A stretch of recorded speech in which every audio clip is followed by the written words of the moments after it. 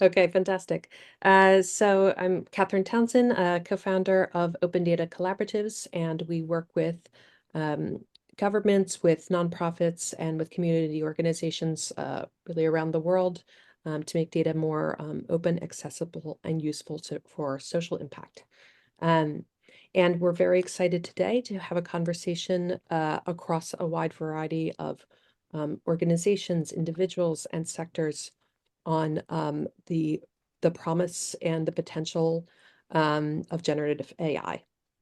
And I'm going to kick off our with our panel discussion and a series of presentations. We'll have 5 presenters today. So we're going to move fairly quickly through these.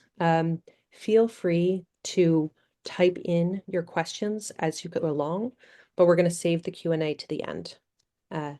If you have a question that you would like to ask, but you don't want it to be attributed to yourself, feel free to DM it to me or anybody who is a co-host, and we'll ask it for you. You can also ask directly in the chat. All right. So thank you so much. And kicking it off, I'm going to pass it over to Alla Morrison. Alla is the lead of the Global Digital Advisory and work for Europe and South Caucasus of the Sustainable Infrastructure Advisory Group at the International Finance Corporation. So get that on a business card. So this is part of the World Bank Group. Alla has supported governments across Africa, Latin America, Caribbean, Europe, Asia, so basically the globe, focusing on digital development, policy reform, and investment. She also launched and managed the World Bank's first Data Innovation Fund. So her resume is long and impressive, but I'm going to let her speak for herself. Alla, please take it away. Thank you so much, Catherine, for this kind introduction and also for the invitation to speak to you and to your network. Having been at the kind of early starting days of open data at the World Bank, I'm very delighted to be here with the open data enthusiasts and champions from around the world. So the topic of our discussion today is generative AI in action. So I will focus in my brief presentation on trends and then pass it on to my colleagues Prasanna and then Juan Pablo for real world examples. And we have a couple more presentations. So let's dive in. Gabriela, if you can help me go to the next slide, please.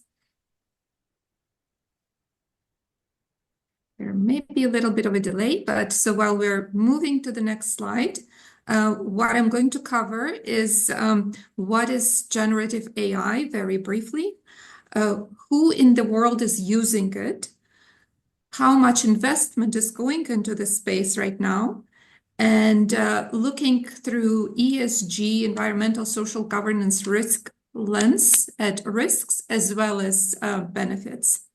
So we'll start with a quick survey with a poll. Gabriela, would you please help me with that?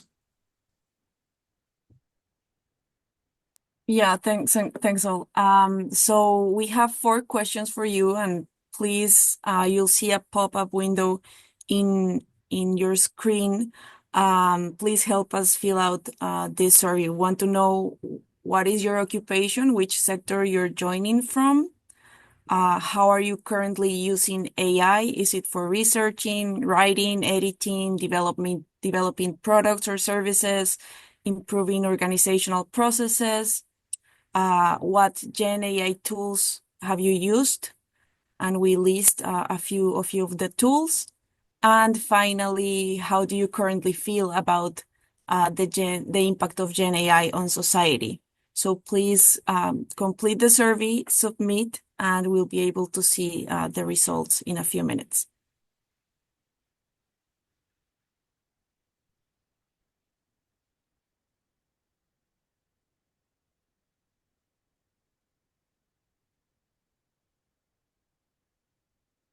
Even a couple of seconds so we can finalize. So while people are answering, thank you so much, Gabriela. Just maybe quick reflection. So we see representation from civil society and private sector. Most people are using, or a lot of people are using it for research, writing, editing, some for developing products and services. We'll focus a lot on it later in the presentation. We see that ChatGPT is very popular, as are Copilot and DeepSeek, and good distribution of the use of other tools. And generally, people on this call are optimistic around on AI, which kind of comparing it to the global surveys, perhaps a bit more optimistic than the global average. All right. So thank you very much for this feedback, very helpful. Let's move to the next slide, Gabriela. So what is generative AI? As you all know, AI has been around for quite a while, but there has been this leap of excitement towards generative AI or Gen AI in the last couple of years. So just to bring everybody on the same page, Gen AI are models that can generate new content from learned data patterns. So if we go to next slide, we can get a quick overview of what kind of content does it generate. So in the middle, we have text, a lot of use around basically creative writing, presentations, just getting conversational responses, something unique about Gen AI. So people use it for research, for drafting papers, creating social media content, creating quizzes from lessons. So a lot of use among teachers, as well as among students for help with homework. But Gen AI is also very much used for example, analysis and code. Recently, both Microsoft and Google said that 30% of their code is now written by AI. There are plenty of applications using Gen AI that create audio content and visual content, and an interesting application around creating AI personalities, so customer bots, virtual personas, etc. So if we move to the next slide. Who on earth is using AI? The World Bank did an interesting research at the end of 2024. So in terms of geography, they found that it's used practically everywhere in the world. There were a few countries where they did not see use, such as Iran, Sudan, Libya, Namibia, Burma, and Bhutan. It was interesting to see the distribution. Low-income countries accounted for less than 1% of Gen AI traffic, so very little. But in contrast, middle-income countries were the stars, taking half of all ChatGPT traffic. Of course, there are other tools, but this is an indication. And interesting findings also around demographics. Unsurprising, it is younger audience, 18 to 24-year-olds, most active around, especially around video tools. But also women are underrepresented compared to the use of Google or Wikipedia, where it's about half and half, and only a third of ChatGPT users are women. And mostly educated users, half of chatbot users hold a college degree, more than Google's user base. So you can look at for this paper, Who on Earth is Using AI by the World Bank, if you want to get more details. So if we can go to the next slide, please. Tons and tons of investment being committed to AI. So 400 billion just from US big tech companies such as Amazon, Meta, Alphabet, Microsoft, and Apple, investing in, of course, data centers, training AI models, chips, R&D. And here at the bottom, you can see the distribution among countries. So basically, China and the US are in the lead.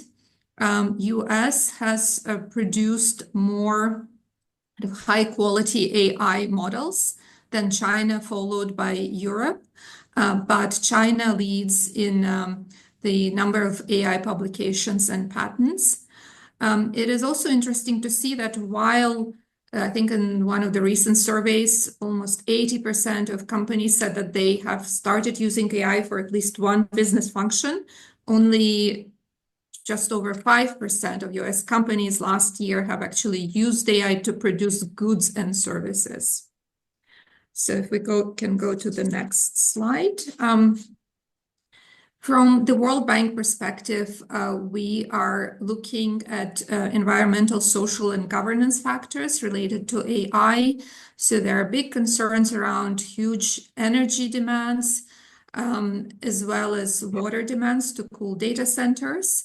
We are concerned about biases, racial biases, gender biases, other biases, especially in applications that impact, for example, who gets a loan from a bank, or even who gets early parole, or what kind of sentencing, jail sentencing people get.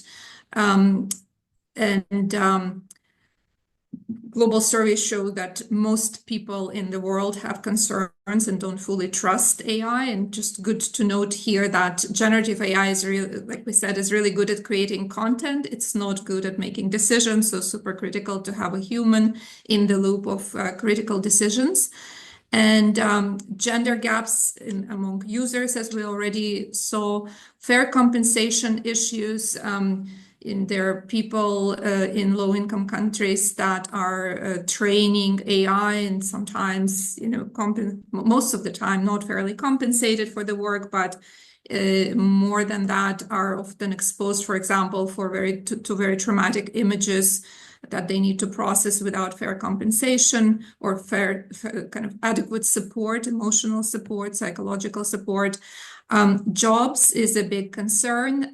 The jury is out on the impact on jobs. Again, surveys show that a third of global population is expecting that AI will probably take their job in the next 5 years. And 60% of people feel that or think that it will change how they're performing their job. On the governance front, a lot of issues or concerns around data privacy, transparency, and deep fakes. And in fact, there has been, just in the last year, there has been a spike in the number of issues around AI, for example, sharing of deep fake images, intimate images, or even chatbots being implicated in allegedly implicated in a suicide of a teenager. Just to give you examples. So definitely concerns out there. We see governments, regulations stepping up, but at the same time, recognition that there are many benefits to using AI. So if we can go to the last slide that I have to share. Some well-established cases are already in health sector, faster drug discovery. For example, in IFC, my organization recently invested in a company that facilitates drug clinical trials with AI. In health, likewise, superior image analysis, diagnostics, banking, fraud detection, personalized learning, climate resilience, anticipating, responding to disasters, food security, logistics, and customer service efficiency. So a long list, and I'm really excited to hear from other panelists. And we agreed that we'll leave the questions to the end. So with that, I'm delighted to pass over to my former colleague at the World Bank, Prasanna Lal. Prasanna led Big Data for Development agenda at the World Bank in its early days and launched a number of very useful public good data tools, open finances of the World Bank, and Data 360, that is, many of you maybe have used World Bank's own data. And so Prasanna, you have been working with colleagues on a toolkit that uses AI for the World Bank's Smart City program, right? So please share with us how it's going and what lessons you think will be useful to others. Thank you very much, Alla and Kat, and wonderful to see folks from the open data and the data space in general in this conversation. GenAI is very, very new. All of us are sort of learning as we go along. And for me, it's sort of more learning by doing. So I don't claim immense expertise in this space, but I'm happy to share some of the work that we've been doing at this point. If we go to the next slide very quickly. So as Alla was just talking about, a whole range of new, very exciting technologies have come on board recently. Lots of potential use cases. Conversation in general about how this will radically transform or revolutionize how all of us work and play and the rest of it. But when you come to the actual use within organizations, as Alla's presentation showed, even in the most sophisticated organizations, only about 5% or so, that was her number in terms of actually using to do real products and service delivery. And the number is actually going to be potentially smaller when it comes to international development organizations. I have been fortunate to have been part of a couple of early stage experiments trying to bring GenAI into the operational setup of development organizations. So I'm going to talk about what we've learned from one of them, Smart Cities of the World Bank, as example that Alla used. But there are a couple of others, very, very similar. But the basic thinking is this. Quite often, investment decisions need lots of data and knowledge support. So before you can decide what development gaps exist in the country, what kind of investment will be the most significant, how to design that investment, what the components look like, you need to do a lot of early stage diagnostic work. And typically it takes about 3, even 6 months to do it. You do a lot of desk research, then you go to the ground, you identify the stakeholders, you have extensive consultations with them, then you produce an analysis based on that, which you validate over time. And it's a time-consuming process, and for the right reasons. You don't want to make major decisions without right information, right analysis. The promise in GenAI, at least the theory, was you could cut that long process down, let's say from 3 months to 3 days, or even 1 day. You could get the first draft of the early assessment done pretty much instantly in many cases. That's what we were after in this case. The idea was that we can get all the indicator data that's out there. We can identify all the stakeholders and their positions. We can look at the investment history in the locality. We could track the progress of previous investments and successes and failures. We could look at our own previous work in this space. So combining not just externally available information, but also internal information, and say, in similar contexts in the past, this is what we did. This was the scale of investments. This is the kind of results which we're trying to achieve. And this is what actually happened. So you could look at that as well and put that into your early analysis. And that you could almost not have the need to go to the ground. You could do all this very, very quickly and then do a validation exercise with people on the ground, often remotely, because you have all this information you've pre-cooked. Instead of needing to go to the ground and do it, often multiple times, you could do this very, very quickly through GenAI tools. And that would mean that your work in an organization was going to be focused more towards implementation and delivery rather than early stage diagnostics. So that was the value proposition. Early stage investments could be minimized quite significantly. So what actually happened? If you go to the next slide. So very early days, it's not public yet, the toolkit. We're still sort of fine-tuning it, still testing it with people.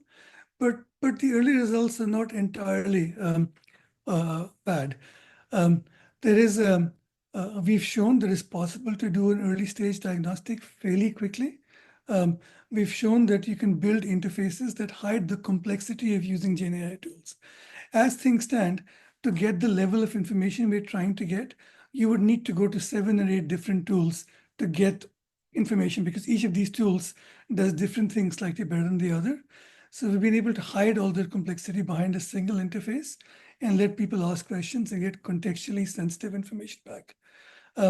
Also be able to produce sort of a pretty early and fairly accurate, not just indicator data, but also a good sense of who the stakeholders on the ground are. So you don't need a local consultant or your local office often to give you a list of, here are 60 people to talk to, right? You can actually do a lot of that work using GenAI itself. You can do a lot of best practice assessment. You can build resource lists. You can actually not just write reports, but visualize all of that. So some good, interesting early results, right? But all that said, as we've taken it out to the target audience, still unsure if people will actually use it, because while it actually does things quite well, people on the ground so far seem to have contexts that go beyond what the tool is currently able to do, right? So they say, yeah, it's useful, but, right? So there is those questions still need to be figured out. And also, you know how it is when you have new technology, you can do a lot of things to new tech. So the toolkits that we built are very feature rich. There's a lot of very cool features, right? But are they really useful, right? Are we doing too much rather than the few things people want to do? Still testing that out, right? And then, of course, the promise of being able to use sort of GenAI in the implementation stage rather than a diagnostic stage, those we still need to figure out. And there's also, like I said, lots of potential to even more beyond what we've done. But like I said, good early success, but not definitive as things stand right now, to be seen. If you go to the next slide. So as we've been building all of this, what are we learning?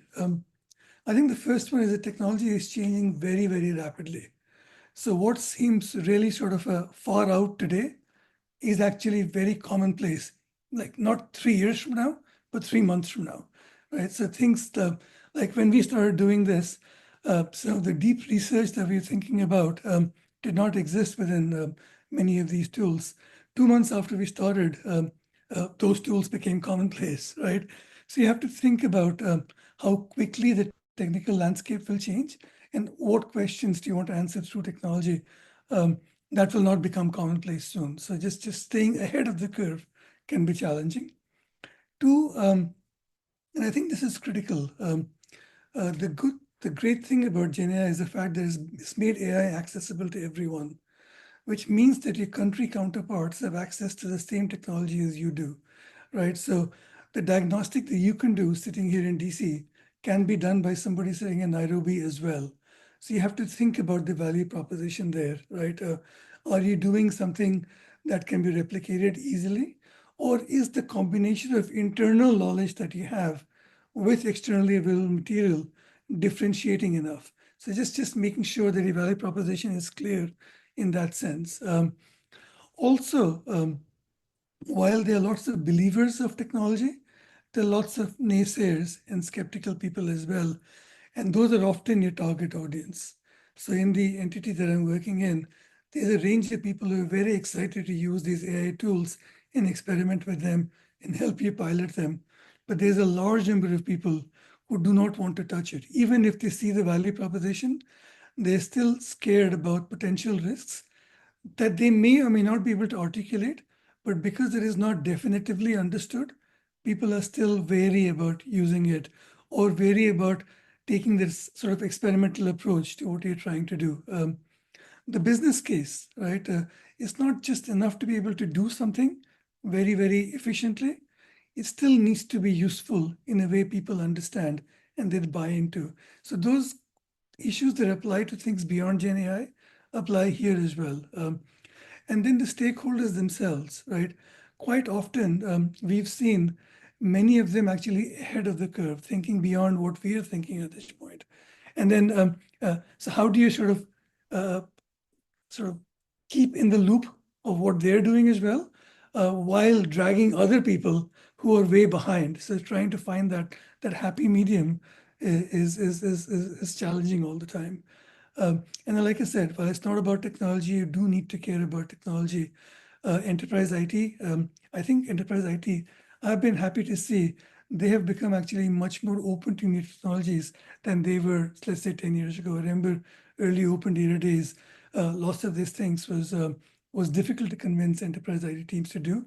Now, quite often, they're the ones who are saying, well, we can do this. These services we can offer. Do you want to use these? Also, delivery platforms. There's so many tools out there. Figuring out which ones are the right ones for you is important. So having the right sort of combination of technical and business nous to understand that is important. It's not cheap and it's not free. The costs have come down dramatically, like 10, 20, 30 times in many cases in the last two years. But there's still costs to pay. Quite often people think that because they're paying $20 a month, they can actually get everything done with that. There are costs behind that. So just be prepared to think of that. And then, like I said, not all LMs are equal. So figuring out which ones are right. And this is a confusing landscape right now. Some people get it much better than the others, but others are just scared about the fact that there is just so many of them out there and new ones coming out. So how do you communicate that effectively and build trust and confidence? And the last point, I just wanted to echo what Alla was just saying, building guardrails and human escalation mechanisms continue to be important.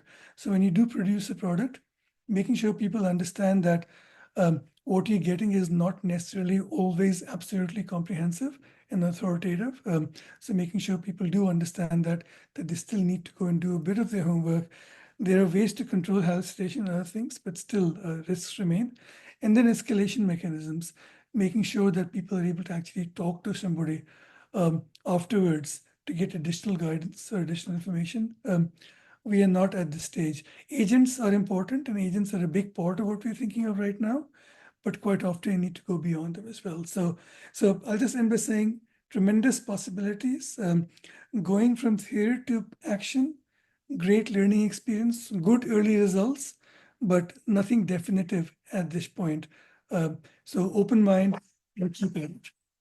Thank you. Thank you, Prasanna. Very interesting to hear where 20 years of work on digital transformation and on data and data science at the bank is taking the bank on how to be even more effective itself. And really even the barriers it seems of how do you get a large organization full of people who are very sophisticated and interested in information and data? How do you get people to internally develop and adopt these kinds of tools? Which I think is good context and interesting for what the bank is doing. And also, some of those who are on here are either running their own organizations or thinking about how to incorporate GenAI in their own work. And sometimes you can be a bit more agile when you have a smaller team. So that was really interesting to hear. Thank you. One of those who is running their own organization and team is Juan Pablo Marín Díaz, who's our next speaker. Juan Pablo is a pioneering data scientist. I want to hear all about the pioneering. He's founder of Datasketch, which is a social technology company, so we love. And it's dedicated to democratizing data science, particularly for small businesses. He's worked with governments, nonprofits, media around the world, and focused on data transparency and informing decision-making, and is interested in expanding access on how small businesses interact with data and with AI technologies. And I'll turn it over to Juan Pablo to share more. Thank you so much. I don't know about the pioneering. I'm just curious, but so I will share some of the stuff I've been working on. Perhaps it can, inspire. All right. Great. Well, thanks so much for joining. So this is a screenshot of the Open Data Portal in Colombia. We're very familiar with open data, and coming from a technical background and working with multiple organizations, have faced these spreadsheets for many years. But the big question is, how do we turn this into useful information for local communities or people with no technical background? And so we build multiple platforms. And here you see a platform we built together with the support of IFC to visualize mining royalties and help local community leaders understand where this money goes locally. And so with all these learnings of transforming multiple databases into simple tools, we are seeing a great opportunity of using AI now to make it even simpler for users to explore this data. This is an example we're currently building. It's a tool that pulls data from national statistics offices, and you can ask questions, and then you get charts and graphs directly from the data sources, official data sources. So it's a very interesting take of a current AI, which are mostly known for speaking very well, but not necessarily factual things.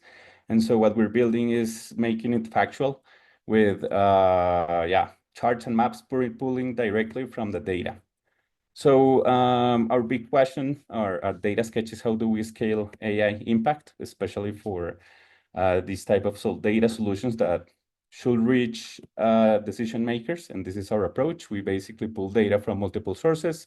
Will be structured data, internal data, documents, and then what we feel is very valuable is creating different interfaces that will allow different types of users to get a handle of this data. So it could be a slide presentation, it could be a single map, it could be also an AI tool to ask questions. So this is what we're seeing. A lot of technology is usually for the tip of the iceberg for organizations that have tons of data, but we see a lot of value in solving human problems when we talk about small data.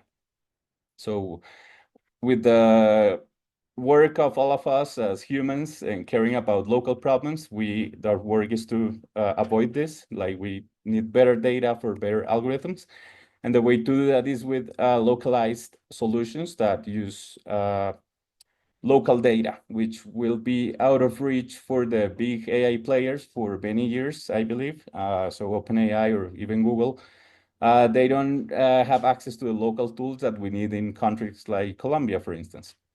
So our approach is a bit different from what you will probably see from those bigger companies, and it is that we want to leverage many smaller brains that know the local context instead of a big human, big brain that you can ask everything, like this oracle that knows everything about the world. We don't think it's going to be very useful for local context. So how do we leverage human verified data? So these are a couple of examples. This is a local bookstore in Bogota. We built that recommendation algorithm for books. So the same experience people have on Amazon when it recommends books to you. We're pulling data from their POS system, and then we can recommend books directly to their users that keep the personality of the bookstore untouched. So basically, because it's trained on the local sales data. I built this tool for myself. This is an advanced AI search for my contacts. So I was at a conference and I wanted to see who should I speak to, who's working in circular economy or who cares about sustainability. And this type of open-ended questions that are very difficult to look with keyword search, we are able to improve them with small data. This is one of the examples of pulling data from national statistics portals. So this is the US Census data. We can ask who won elections in which year, or how many Latino women there are in Arizona. And we can get factual data because we pull directly from the databases. So this is how I've been using data recently. Midjourney for creating images, Cursor for coding. Claude is probably known as well. And others not so known are like 11 Labs that is very good at text-to-speech. Mistral, the French AI company, they launched an API for OCR, which works very well. I personally use Whisper for transcribing audios. But I guess the most important thing is you keep track of your own notes and data. So it could be like, your Google Documents or whatever, but make sure you start building your prompt library that will help you interact with different algorithms. So one trick that I have been using for a while is to use a prompt that's created by an LLM in another LLM. So what do I mean by that? Sometimes you simply just don't know what to ask. So in this case, I wanted to create a journalist to interview myself, But since I'm not a journalist, even though I have worked with journalists for many years, it's not like I can give precise instructions to a journalist, right? So I thought, okay, who will be the best person to give precise instructions to a journalist? It will be an editor, correct? But I'm not an editor, so I wouldn't know how to request an editor to give proper instructions to a journalist. So I thought of, okay, what if we create a script writer that needs to create a Netflix show about a journalist who interviews people blindly, and then create a psychological profile of editors and journalists. And then he did. I ran it through different LLMs, and then I got a very precise instruction of a journalist that I could use to interview myself, which is a different take. So we should use AI to help us think and not necessarily to do a lot of the work for us. So AI is very good to guide us to how we can think and solve problems. So this is, I told them about this exercise, that I was gonna do this today, and then it created some questions for me. Okay, what's the infrastructure limitation, cost barriers, particular sectors in developing countries I'm interested in? And these are very relevant questions for me that I will guide in this conversation. Or have you seen any successful initiatives? Or what's the data gap in underrepresented communities? And that's the type of questions that the AI journalist that I created asked me. So just to make sure if it worked properly, I asked the AI journalist, who are you? What's your background? And she said, I work at the senior correspondent for Inception Publications, which is the name I gave. And then one of the questions, or his modus, is how technology reshapes power structures. And it is indeed, the type of personality traits that I wanted her to have. So yeah, from zero, a scriptwriter for a Netflix show about a journalist, a fictional editor that will give fictional advice to this fictional journalist, and then I will use this prompt to get this AI journalist to interview me. And with that, I close, and I hope this gives you some ideas. Thank you. Thank you so much, UP. That was great. I'll just remind everyone, if you can just drop any questions that you have in the chat. We have 2 more speakers, and it'll be easier if we can group questions together. Please feel free to ask as we go along. All right, I'm very happy to, and I know it's very difficult to not ask your questions right away, so we can remember them by dropping them in the chat. Okay, I'm going to invite a few others who have been using or engaging with AI tools and GenAI in their work. Geoffrey Katerregga is the community projects lead in for Humanitarian OpenStreetMap, and has been working since 2015 on financial inclusion, refugee mapping, flooding mapping, and can join to share a bit more. And I am going to attempt to share his slides while he speaks. Take it away, Geoffrey. Yeah. Thanks. Yeah, thank you, Catherine. So yes, my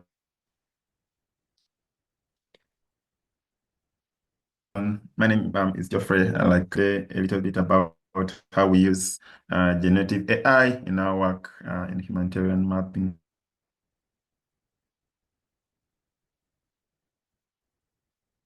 Okay.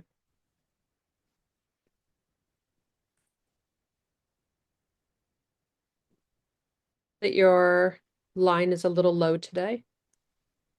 Yeah, my line is a little bit low today. Sorry about that, but I'll just continue. So yeah, for those of the OpenStreetMap team, we are a humanitarian organization. We are dedicated to community development through open mapping.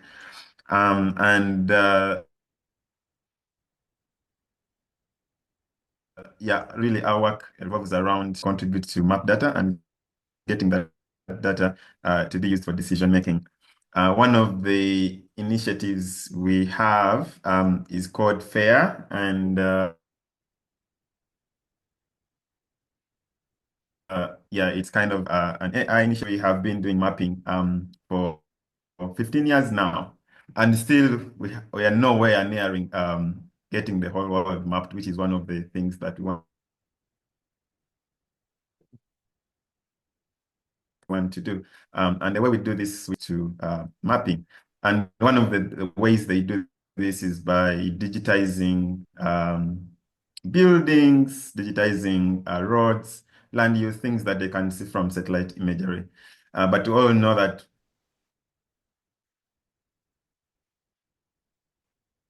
because of AI and AI every day in doing this. But the challenge is that when you train an AI on how to detect buildings, for example, from the US, and you ask the same model to detect buildings in Kenya or in Kampala, the results will not be very good. And that's where FAIR comes in. So FAIR is a local and open AI assisted mapping tool. So on the next slide, Kate, why FAIR? Sure that AI services are fully open source and accessible. So AI is completely open source, but also we know there are biases in AI models. Make sure that people are fully in the loop of developing AI models, and also are included in the decision making. So on the next slide, who is FAIR for?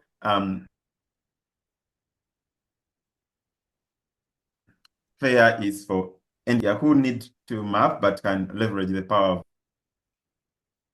of AI. So what we are doing with FAIR is allowing local people to train an AI model on how to detect features in places where to do kind of localized mapping, but using AI. So this helps them to map faster, something that would have made them map for a long time. They can train an AI, and the AI can generate the data in the location where they live. So on the next slide, we have a platform called Open Area Map, where people upload satellite, and then using FAIR to kind of train this model how to detect the buildings in that kind of area, and then after that you get like a building foot data, you upload it to FAIR, and then FAIR kind of generates for you the model that now you use to generate more features.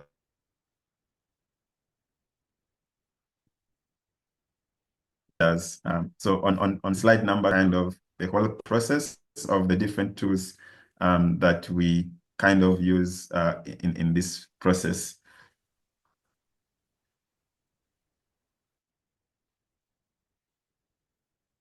If you could go to slide number 12. So here you can see some of the processes that FAIR follows through to make this happen. But you can see there is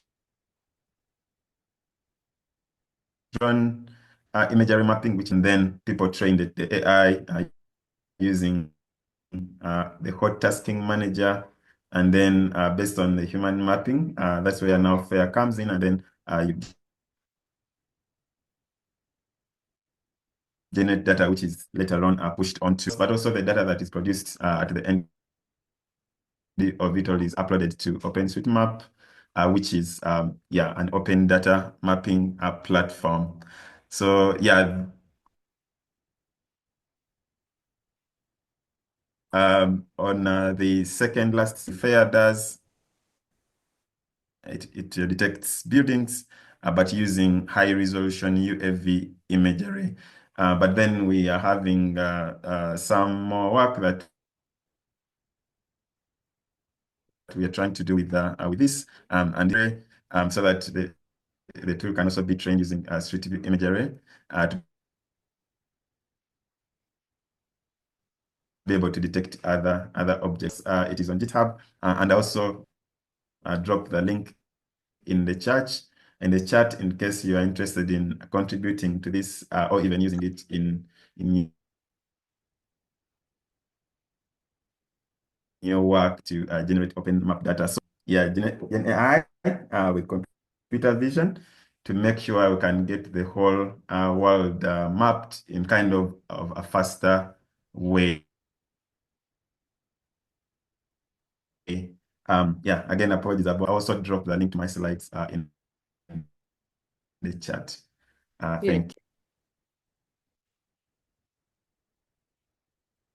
Thank you, Geoffrey. Yeah, it's a ton of data that Humanitarian OpenStreetMap has amassed over the years, and it's obviously a platform that gets integrated into Google Maps and to other spaces. And so this question of how to transition, but still absorb the people, the workers, the volunteers who have been trying to draw out each specific item. How do you use the image recognition software and AI tools to be able to speed up that process? Where are the inaccuracies?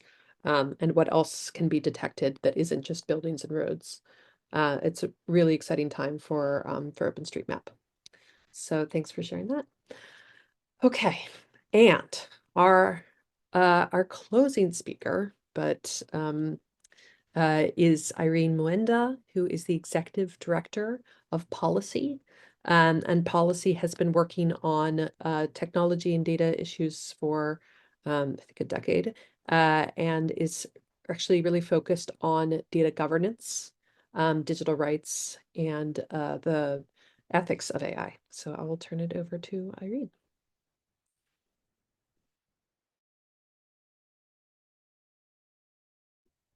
Good evening, good morning, everyone. I hope you're doing well.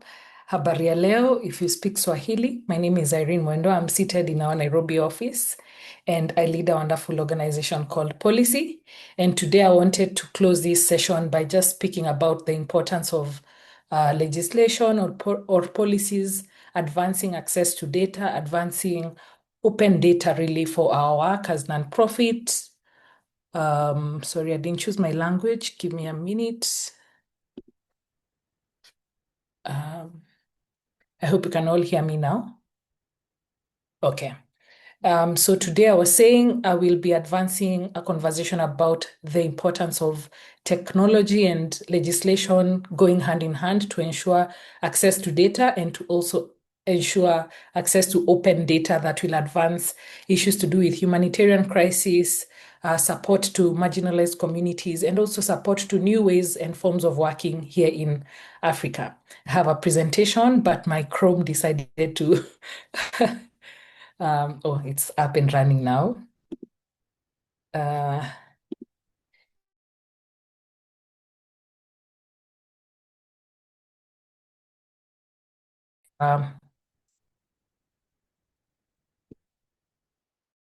Can you see my screen, my presentation?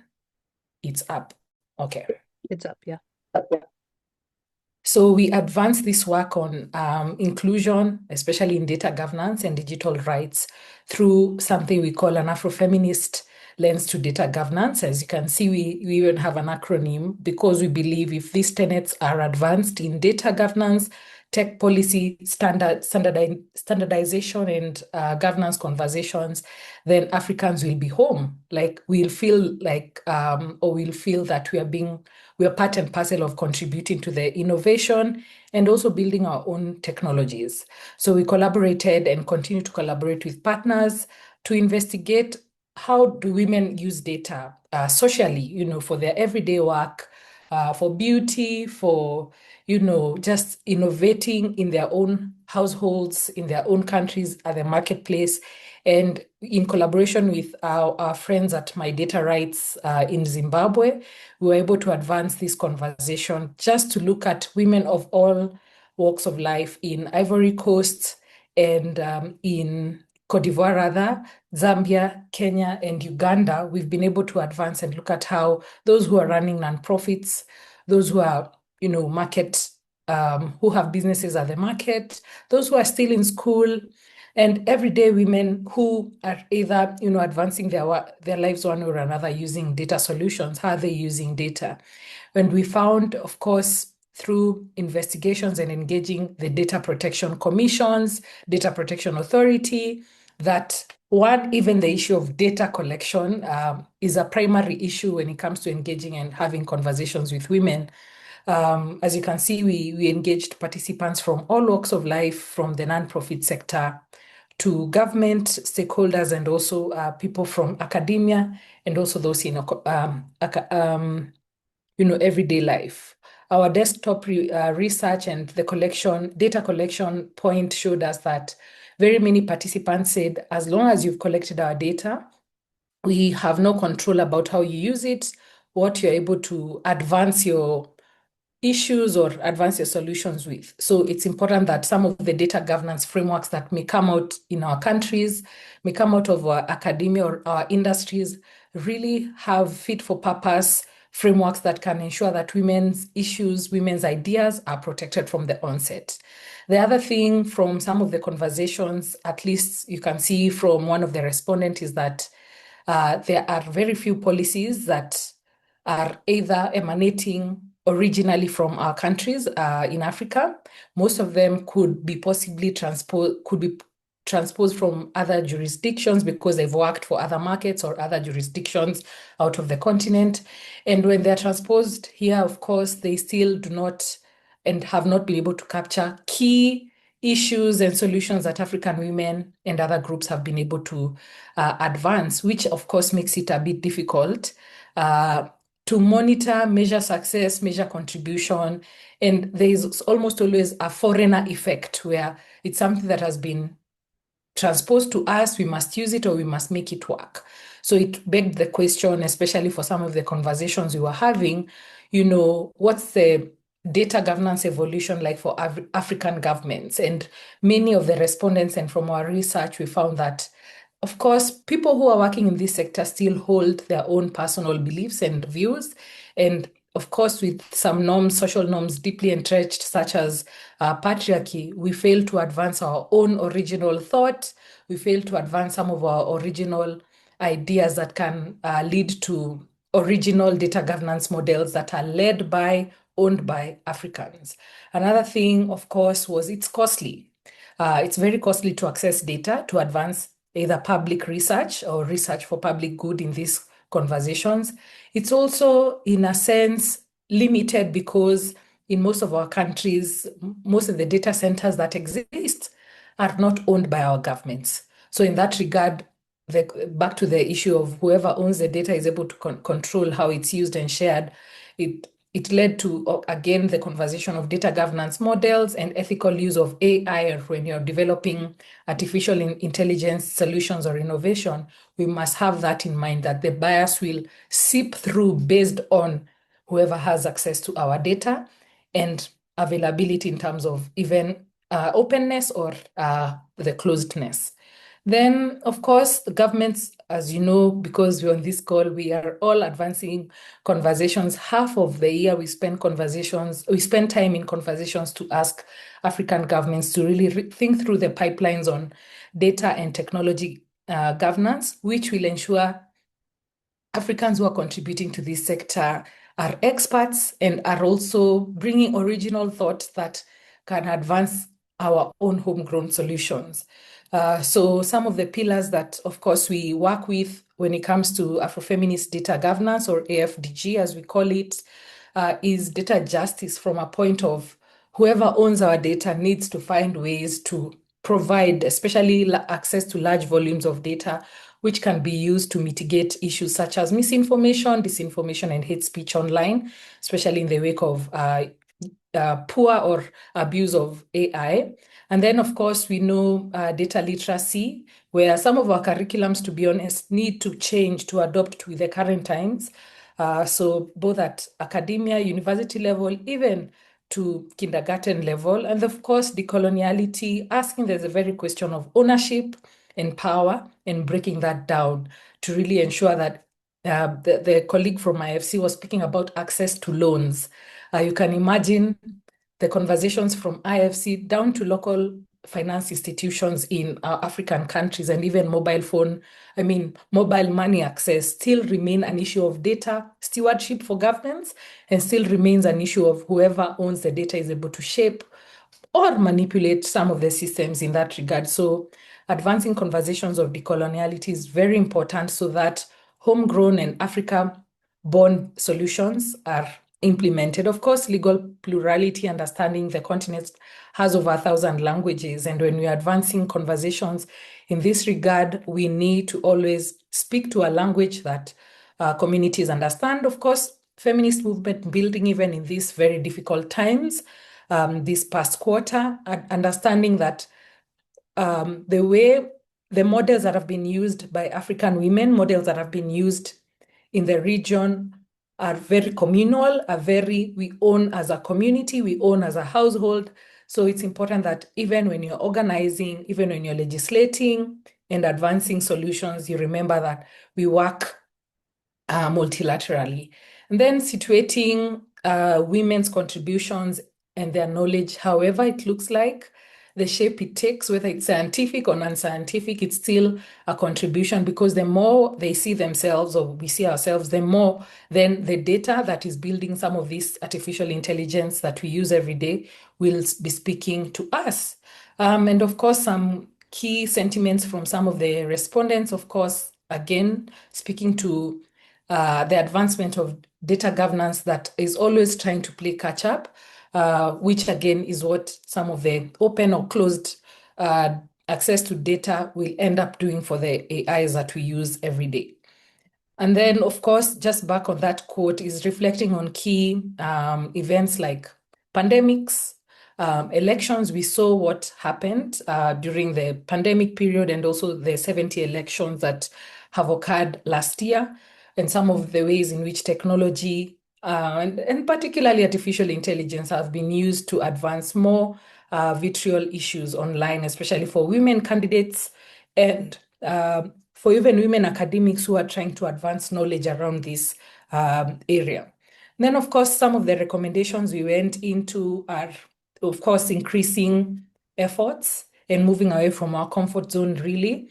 For our national statistic offices, I know even the Kenya NSO is one of the most progressive in the region to really advance some of these gender data and statistics to shape our everyday issues and also to shape ownership of technologies and also data to advance innovation in Africa and in Kenya. So in that regard, hopefully in the next 5 years, we'll see some of our startups which are coming up to date, advancing a lot of women homegrown solutions, again, pertaining to issues like public health and access to data that can advance other areas such as literacy and so forth. Of course, again, more and more as an organization, we understand the role of scientific research in advancing these conversations, but also meeting halfway where in the wake of few resources, other forms of research that have been used and that are culturally accepted in Africa can also be advanced to embrace and ensure intersectionality and ensure our heritage are also coming up in some of the AI technologies that we use. Of course, the anti-oppressive design thinking during the process of data collection and analysis. And then, of course, gender responsive budgeting in our annual country budgets to ensure that some of the key issues pertaining to harms that women and other groups face are reduced based on the data that has been collected. And of course, to all of us here who work for local organizations, we know we are advancing knowledge, scholarship, and production one way or another that promotes young people in Africa to advance in this sector so that it becomes mainstream and we are able to see ourselves in it every single day. This was fun. Thank you so much, Kat. I didn't spend too much time, and I hope I was not boring everyone. Thank you. So great to hear from you. Thank you so much. Irene and I have worked together also on one of the biggest difficulties that we're seeing with generative AI, which is deep fakes, and how much those are attacking women. And as Irene was sharing about women leaders online, that the second that you get a little bit of profile, then GenAI developed deepfakes of yourself or people you love will come after you. So there's a lot of promise, and then there's a lot of difficulty. I know we are over time. There is a lively chat. There are some questions that have come through. I think the question about how can you use AI to identify and eliminate bias, this is huge. I know we have a lot of journalists in the community really interested in seeing, how can we eliminate bias? How can we identify when something has been written by a GenAI agent or a tool. So if anybody would like to stay on, I'm happy to leave the Zoom chat open. But otherwise, please send any questions. We'll share them with the speakers who will respond, and we can send that out with our follow-on note. And I just thank you all for joining today. And this was a great session. Thank you to IFC, thank you to Prasanna, thank you to Alla, thank you to JP, Geoffrey, Irene. Ambitious to have 5 presentations, and I think we did a great job in the hour that we had. So thank you all. Yeah. Anybody want to share some closing remarks? Alla, JP, any jump in? No? Said your piece. Just to say thank you for inviting me. Great session, learned a lot. And if anybody does have questions, feel free to reach out. Thank you. Beautiful. Thank you. Thank you all. Thank you, Catherine, for moderating and for inviting us. Wonderful. Thank you. Bye. Bye, everyone. Bye-bye. Thank you.